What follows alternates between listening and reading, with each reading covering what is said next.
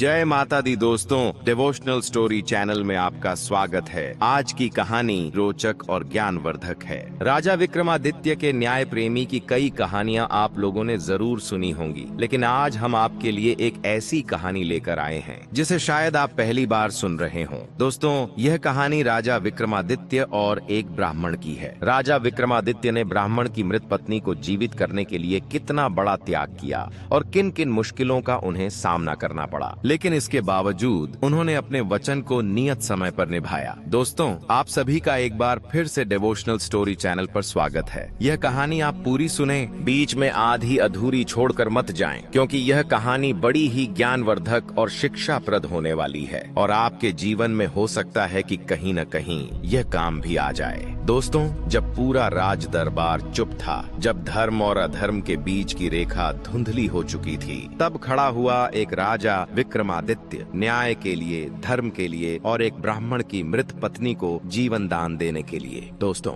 आज की कहानी सिर्फ एक न्याय की गाथा नहीं है, बल्कि एक राजा की वह परीक्षा है जिसमें जान की बाजी भी लगानी पड़ी, लेकिन उसके सिद्धांत नहीं बदले। तो आइए सुनते हैं राजा विक्रमादित्य की वह रहस्यमयी और प्रेरणादायक कथा जो आज भी समय को ललकारती है। दोस्तों, बहुत समय पहले की बात है कि राजा विक्रमादित्य के राज्य में एक ब्राह्मण अपनी पत्नी के साथ रहा करता था। ब्राह्मण की पत्नी बड़ी ही पतिव्रता थी। ब्राह्मण कहने के लिए तो राजा के यहाँ नौकर था, परंतु राजा विक्रमादित्य उस ब्राह्मण से कभी कोई काम नहीं करवाते थे। बस राजा विक्रमादित्य हर महीने उस ब्राह्मण के घर उसकी तनख्वाह भेज देते थे। ब्राह्मण को राजा की तनख्वाह खाते खाते काफी समय बीत चुका था और ब्राह्मण यह सोच सोच कर उदास रहता था कि महाराज विक्रमादित्य मुझसे कोई काम तो करवाते नहीं हैं और घर बैठे ही मुझे हर महीने मेरी तनख्वाह भेज दिया करते हैं। एक दिन की बात है कि महाराज विक्रमादित्य का मंत्री उस ब्राह्मण की तनख्वाह लेकर के जब ब्राह्मण के घर पहुंचता है तो ब्राह्मण ने वह पैसे ले लिए और उदास होकर के बैठ गया। ब्राह्मण की पत्नी ने जब ब्राह्मण को उदास बैठे देखा तो वह पूछने लगी, क्या हुआ स्वामी, आप कुछ परेशान लग रहे हैं? इस पर ब्राह्मण कहने लगा, भाग्यवान, महाराज ने फिर से मेरी इस महीने की तनख्वाह भेज दी है। इस तरह राजा का धन खाते खाते काफी समय बीत चुका है, किंतु राजा ने इसके बदले में मुझसे कभी कोई काम नहीं लिया है। इस प्रकार तो मैं राजा विक्रमादित्य का ऋणी हो जाऊंगा और इस ऋण को मैं इस जीवन में तो क्या, मैं अगला जन्म लेकर भी नहीं चुका पाऊंगा। इस तरह से उस ब्राह्मण ने जब कहा कि मैं राजा का ऋणी हो जा रहा हूँ, तो इस पर ब्राह्मण की जो पत्नी है वह कहने लगी, स्वामी, आप बिल्कुल ठीक कह रहे हो। बैठे बैठाए मुफ्त में खाना हमारे लिए अच्छा नहीं है। आप महाराज से इस बारे में चर्चा क्यों नहीं करते हैं? आपको इस विषय पर महाराज से जाकर के बात करनी चाहिए। यह सुनकर के ब्राह्मण कहने लगा, तुम सत्य कहती हो, मैं कल ही महाराज से मिलने के लिए जाऊंगा। इस प्रकार से अपनी पत्नी से विचार विमर्श करने के बाद वह ब्राह्मण अकेले ही एक दिन राजा विक्रमादित्य से मिलने के लिए अपने घर से निकल पड़ता है और कुछ ही समय में वह राज दरबार में जाकर के पहुंच जाता है। महाराज विक्रमादित्य उस ब्राह्मण को अपने दरबार में आया हुआ देख करके उससे पूछते हैं, कहिए ब्राह्मण देव, आपकी क्या समस्या है? तब वह ब्राह्मण कहता है, महाराज, आपकी रकम खाते खाते मुझे काफी समय बीत चुका है, लेकिन आपने मुझसे अब तक कोई काम नहीं लिया है। इस तरह से बिना कुछ किए बैठे बैठाए मुफ्त में खाना न इस समाज के लिए अच्छा है और न ही मेरे स्वाभिमान के साथ न्याय है। इस प्रकार तो मैं आपका ऋणी होता जा रहा हूँ, इसलिए मेरी इच्छा है कि आप मुझसे कोई काम अवश्य करवाइए ताकि मैं आपके इस ऋण से मुक्त हो जाऊं। ब्राह्मण की बात सुनकर महाराज विक्रमादित्य कहने लगे, हे ब्राह्मण, यह मेरी प्रतिज्ञा है कि मैं किसी ब्राह्मण से कोई काम नहीं लेता, पर फिर भी अगर आपकी आज्ञा है, इच्छा है और स्वाभिमान की बात है तो ठीक है। आप मेरे आदेश पर गंगा स्नान कराइए और साथ ही वहाँ से एक कलश गंगा जल मेरे लिए भी लेते आना, इतना आपका कार्य है। राजा के वचन सुनकर ब्राह्मण बड़ा प्रसन्न हुआ और अपने घर चला गया। उसने जाकर अपनी पत्नी से सारा हाल कह सुनाया जो राजा और ब्राह्मण के बीच में वार्ता हुई थी। इस पर ब्राह्मण की पत्नी कहने लगी, स्वामी, आप गंगा स्नान को चले जाइए दाई, तो मैं आपकी अनुपस्थिति में अन्न जल कैसे ग्रहण करूंगी? आप तो जानते ही हैं कि मेरा यह नियम है कि बिना आपके दर्शन किए मैं अन्न जल ग्रहण नहीं करती हूँ। तब वह ब्राह्मण कहने लगा, तुम चिंता मत करो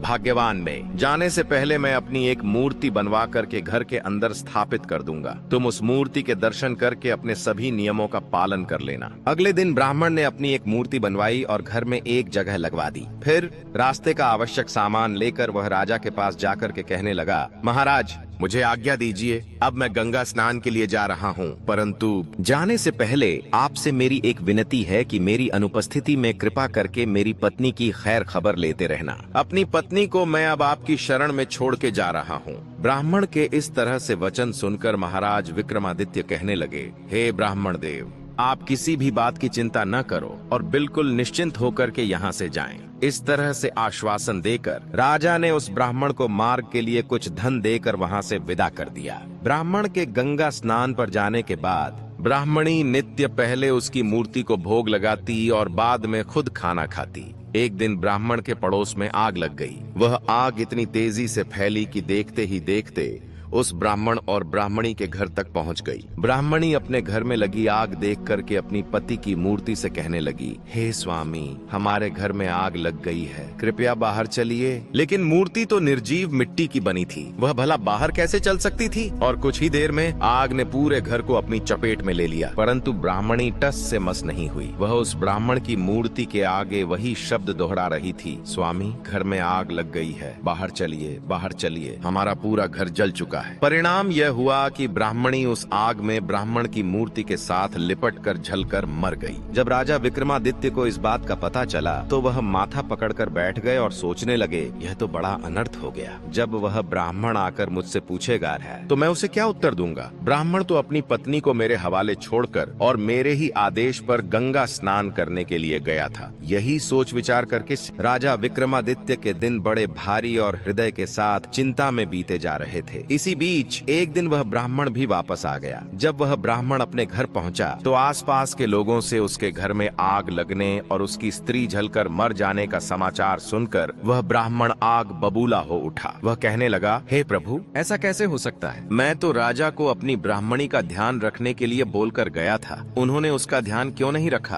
क्या यही उनका कर्तव्य था? उन्हें इसका उत्तर देना होगा। वह बड़ी ही जल्दी में आनन फानन में भागा और तुरंत राजा के दरबार में जाकर पहुंचा। क्रोधित होकर वह कहने लगा, हे राजन, मेरी स्त्री कहाँ है? कहाँ है मेरी ब्राह्मणी? राजा विक्रमादित्य ने भरे हुए हृदय के साथ ब्राह्मण को सारा हाल कह सुनाया और कहने लगे, हे ब्राह्मण देव, मुझे क्षमा कर दीजिए। जो कुछ भी हुआ मुझे उसका बड़ा दुख है, पर आप क्रोधित मत होइए। मैं किसी अन्य ब्राह्मण की योग्य कन्या से आपका पुनः विवाह करवा दूंगा। इतना सुनकर वह ब्राह्मण और भी अधिक क्रोधित हो गया और कहने लगा, हे राजन, मुझे आपकी इन बातों में कोई रुचि नहीं है। जो कुछ भी हुआ उसके जिम्मेदार सिर्फ आप ही हैं। इसलिए आप चाहे कुछ भी करो, मुझे मेरी वही स्त्री ला कर दो जिसने मेरी प्रतिमा के साथ जलकर अपने प्राण त्याग दिए हैं। अन्यथा मैं यही आपके राज दरबार में अपना सिर पटक पटक कर अपनी जान दे दूंगा। और याद रखना महाराज, तुम्हें एक नहीं बल्कि 2 निरपराध लोगों की हत्या का पाप लगेगा। तुम्हें एक ब्राह्मण का श्राप लगेगा। इस पर महाराज विक्रमादित्य कहने लगे, शांत हो जाइए ब्राह्मण देव, तनिक विचार कीजिए, मेरी बात सुनिए और जो मैं कह रहा हूँ आप वैसा ही करिए। आप अपनी स्त्री की अस्थि अवशेष संचित करके उन्हें संभाल कर रख लीजिए और मुझे 1 माह का समय दीजिए। मैं आपकी स्त्री को जीवित करने की कोई न कोई युक्ति निकालता हूँ। यह सुनकर ब्राह्मण कुछ शांत हुआ और जैसा राजा ने कहा था उसने वैसा ही किया। अगले दिन राजा विक्रमादित्य अपना राजकाज अपने मंत्रियों को सौंपकर सादे वस्त्रों में अमृत की तलाश में वहां से निकल पड़े, जिससे कि उस ब्राह्मणी को पुनः जीवित किया जा सके। कई दिनों के सफर के बाद वह एक गांव में जाकर पहुंचे। चलते चलते वह काफी थक चुके थे, जिस वजह से वह एक झोपड़ी के पास जाकर रुक गए। झोपड़ी के बाहर पड़ी चारपाई देखकर थके हारे महाराज विक्रमादित्य उस पर जाकर बैठ गए। उस मकान में एक बुढ़िया और उसकी बहू रहती थी। बुढ़िया का जो बेटा था वह काफी सालों से कहीं बाहर गया हुआ था और उसी के संताप में उसकी पुत्र वधू और वह बुढ़िया हमेशा दुखी रहती थी। थोड़ी देर बाद जब उस बुढ़िया की बहू बाहर आई और उसने देखा कि राजा विक्रमादित्य वहां बैठे हुए हैं, तो मन ही मन वह सोचने लगी, हो न हो यह मेरा पति ही है। इसकी सकल सूरत और उम्र दोनों ही बहुत दिनों से बाहर गए मेरे पति से मेल खाती हैं। इसी तरह से मन में विचार करके वह भीतर गई और अपनी सास से कहने लगी, माँ जी, मुझको ऐसा लग रहा है जैसे ही आपका बेटा लौट कर आ गया है और बाहर दरवाजे पर वह चारपाई पर लेटा हुआ है। बहू की बात सुनकर वह बुढ़िया बड़ी प्रसन्न हुई और दौड़कर दरवाजे पर पहुंच गई। जब उसने राजा विक्रमादित्य को चारपाई पर बैठे देखा तो उसे वह बिल्कुल अपने बेटे की तरह जान पड़ा। वह कहने लगी, बेटा तू बाहर क्यों बैठा है? चल अंदर चल। कहाँ था इतने दिनों से? तेरी याद में तड़प तड़प कर मेरी यह दुर्दशा हो गई है, पर तूने आज तक एक बार भी मेरी सुधि नहीं ली है। वृद्धा की बात सुनकर राजा विक्रमादित्य हड़बड़ा गए और सोचने लगे,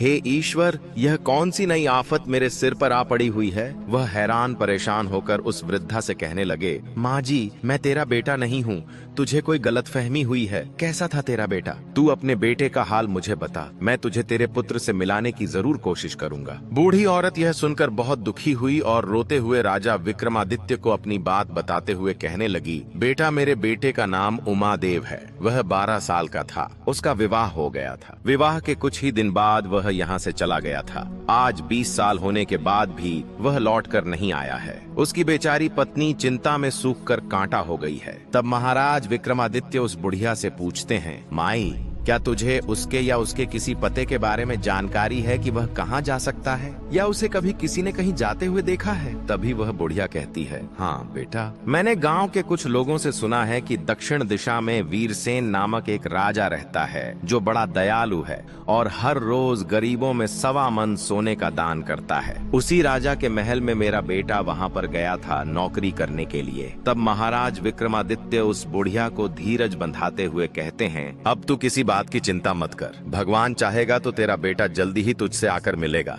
और इतना कहकर राजा विक्रमादित्य वहां से दक्षिण दिशा की ओर चल पड़ते हैं। कुछ दिनों की यात्रा करने के बाद राजा विक्रमादित्य वीरसेन के राज्य में पहुंच जाते हैं। वहां पूछते पूछते राजा विक्रमादित्य वीरसेन के महल के द्वार पर पहुंच जाते हैं। वह द्वारपाल से कहते हैं, भाई आप उमादेव तक मुझ पथिक का संदेश भिजवाने का कष्ट करें। उसके गांव का नाम विक्रमादित्य है और वह उससे मिलना चाहता है। द्वारपाल ने भीतर जाकर उमादेव को जब विक्रमादित्य का संदेश दिया तो उसे सुनकर वह द्वार पर आ गया और विक्रमादित्य को अपने गांव का निवासी समझकर उसे अपने निवास पर ले गया। विक्रमादित्य ने उससे कहा, भाई तुमको ऐसा नहीं करना चाहिए था। जब से तुम यहाँ पर आए हो तब से तुम अपने घर की सूरत तक नहीं देख पाए हो। तुमने अपनी माता और पत्नी का क्या हाल किया है। उनका रो रो कर बुरा हाल हो चुका है। वह किस तरह से दिन बिताती हैं। तुम्हारे लिए यह उचित होगा कि शीघ्र ही जाकर उनसे मिल लो। तभी उमादेव कहता है, भाई मैं क्या करूं, मैं विवश हूं। ना तो महाराज मुझे छुट्टी देते हैं और ना ही मेरा इस्तीफा लेते हैं। फिर भला मैं किस प्रकार से यहाँ से जा सकता हूँ। महाराज विक्रमादित्य कहते हैं, तुम उसकी चिंता बिल्कुल मत करो, तुम्हारे बदले मैं यहाँ नौकरी कर लूंगा। राजा विक्रमादित्य से बात करने के बाद अगले ही दिन उस बुढ़िया का बेटा वीरसेन के पास छुट्टी मांगने के लिए पहुँच जाता है और कहने लगता है, महाराज मेरा भाई विक्रमादित्य गाँव से आ गया है। वह मेरे बदले आपके यहाँ नौकरी करेगा। कृपा करके आप मुझे कुछ दिनों के लिए छुट्टी दे दीजिए, क्योंकि मेरी माँ और पत्नी घर पर मेरे लिए बहुत व्याकुल हो रही हैं, चिंतित हो रही हैं। राजा वीरसेन कहते हैं, ठीक है, तुम अपने भाई को नौकरी पर छोड़कर 1 महीने के लिए अपने घर चले जाओ। यह सुनकर उमादेव राजा विक्रमादित्य को नौकरी पर रख देता है और स्वयं राजा से विदा लेकर अपने घर की तरफ चल देता है। खुद एक राजा होते हुए भी बड़े हृदय वाले राजा विक्रमादित्य दूसरों के दुख को दूर करने के लिए राजा वीरसेन के यहाँ नौकरी करने लगते हैं। राजा वीरसेन का एक नियम था कि वह हर रोज आधी रात को शहर के बाहर जंगल में बनी एक गुफा में जाता, जहाँ एक नरभक्षी राक्षस रहता था। वीरसेन वहाँ उस राक्षस की पूजा करता और उसके बाद वह राक्षस प्रकट होता। वह राक्षस वीरसेन को पकड़कर खौलते हुए तेल की कढ़ाई में डाल देता। जब राजा उसमें जलकर भून जाते तब वह उसे निकालकर खाता था। इसके बाद वह राक्षस उसकी हड्डियों को इकट्ठा करके उन पर अमृत छिड़क देता, जिससे राजा वीरसेन पुनः जीवित हो जाते थे। बाद में वह राक्षस अपने स्वर्ण कलश में 1.25 मन सोना निकालकर राजा को देता था, जिसे लेकर राजा वीरसेन चुपचाप अपने महल में वापस लौट आते और सुबह होते ही वह वही सोना लोगों को दान कर देते थे। एक दिन राजा विक्रमादित्य ने अपने मन में विचार किया, आखिर राजा वीरसेन के पास इतना सोना कहाँ से आता है और हर रोज आधी रात को वह कहाँ जाता है। इसका मुझे पता जरूर लगाना चाहिए। दूसरे दिन आधी रात के समय समय जब राजा वीरसेन ने राक्षस की गुफा के लिए प्रस्थान किया तो राजा विक्रमादित्य भी चुपचाप उनके पीछे चल दिए। कुछ ही देर में वह उस गुफा में पहुंच गए। हर बार की तरह राक्षस ने वीरसेन को फिर से खौलते हुए तेल की कढ़ाई में डाल दिया। राजा विक्रमादित्य ने एक तरफ छिपकर जब तेल की कढ़ाई में राजा वीरसेन को भुनते हुए देखा तो उसका हृदय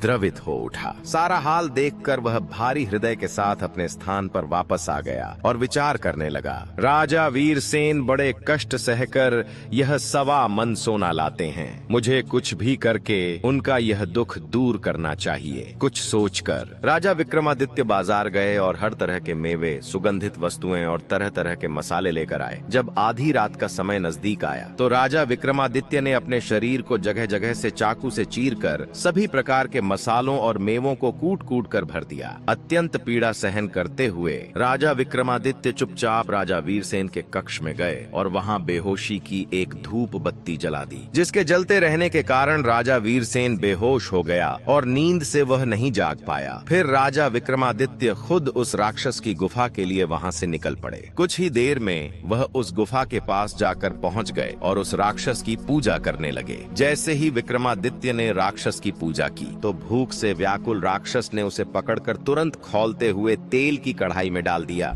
जब वह भुन गया तो राक्षस ने उसे निकालकर खाना शुरू किया और इतना स्वादिष्ट मांस आज वह पहली बार खा रहा था। वह हर रोज वीरसेन को भूनकर खाता था और बाद में उसे जीवित कर देता था, पर आज जब उसने तंदुरुस्त और एकदम हट्टे खट्टे विक्रमादित्य के ताजा और तरह तरह के मसाले और मेवे से भरा हुआ मांस खाया तो राक्षस का रोम रोम खिल उठा। इतना अच्छा मांस खाकर वह अत्यंत प्रसन्न हो गया और पूरी तरह से तृप्त होने के बाद उसने रोज की तरह राजा विक्रमादित्य की हड्डियों को इकट्ठा किया और घड़े से अमृत निकालकर उन पर छिड़क दिया। अगले ही पल राजा विक्रमादित्य पुनः जीवित हो उठे। तब वह राक्षस कहने लगा, वाह इंसान, आज मैंने पहली बार इतना स्वादिष्ट मांस नहीं खाया था। आज पहली बार खाया है। आज मैं तुमसे बहुत प्रसन्न हूँ। तुम्हें जो भी चाहिए दिल खोलकर मांग लो। राजा विक्रमादित्य कहते हैं, हे दैत्यराज, मुझे आपसे 3 वरदान चाहिए। तो वह दैत्य कहता है, ठीक है, मुझे तीनों वरदान देने का मैं वचन देता हूँ। बताओ तुम्हें क्या मांगना है। तब महाराज विक्रमादित्य कहते हैं,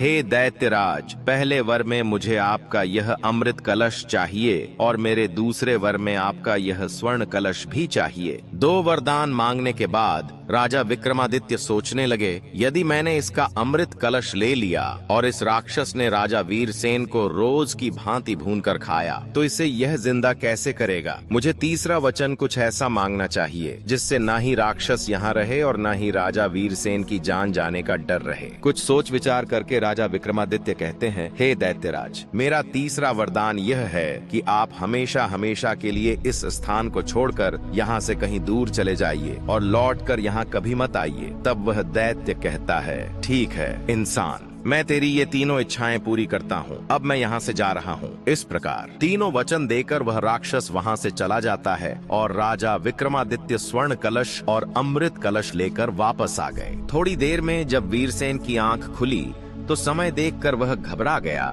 और घबरा कर वह गुफा की ओर दौड़ा। जब वह गुफा में जाकर पहुंचा तो उसने देखा कि वहां कोई नहीं था और कढ़ाई भी खाली पड़ी थी। यह देखकर वह घबरा गया और मन ही मन सोचने लगा, हे ईश्वर, यह क्या हो गया। वह दैत्यराज कहाँ चले गए। अब मैं सुबह सोना कहाँ से दान करूंगा। लोग कहेंगे कि राजा दिवालिया हो गया, उसके खजाने में धन नहीं रहा। हे ईश्वर, आखिर मुझसे इतनी बड़ी गलती कैसे हो गई। यह सोचते सचते वह वापस अपने कक्ष में आकर पलंग पर बैठ गया। चिंता में उसे रात भर नींद नहीं आई।